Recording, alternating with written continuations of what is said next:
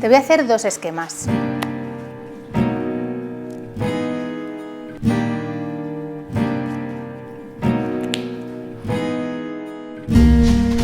Lo primero es la forma en la que se desplazan los hombres en su día a día, de casa al trabajo, quizá después alguna actividad de ocio y vuelta a casa. Lo segundo refleja la forma en que se desplazan las mujeres en su día a día. Ellas viajan no solo para trabajar, sino que su forma de moverse a diario implica desplazamientos que tienen que ver con el cuidado de otras personas. Sí, moverse también tiene marca de género, porque las diferencias socioeconómicas de género tienen implicaciones y efectos en términos de patrones de movilidad. Estas son algunas de las particularidades recogidas en el informe Gender Equality and Mobility Mind the Gap, realizado por la iniciativa europea Civitas. 1. Los desplazamientos de las mujeres implican una mayor dispersión, tanto de orígenes como de destinos. 2.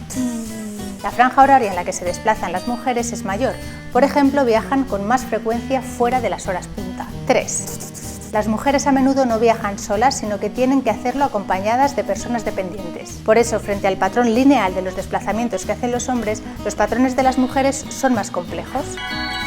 Pero mujeres y hombres no solo se desplazan con patrones diferentes, sino que tienen diferentes preferencias en el modo de hacerlo. Así, la proporción de hombres que viaja en coche y moto es mayor que la de mujeres. Ellas usan más el transporte público, la bicicleta o se desplazan a pie, con las implicaciones medioambientales que eso supone. De hecho, un estudio sueco apunta que los hombres consumen mucha más energía en relación con el transporte que las mujeres. En promedio, el 40% del uso total de energía de los hombres estaría conectado al transporte, mientras que la cifra para las mujeres es solo del 25%.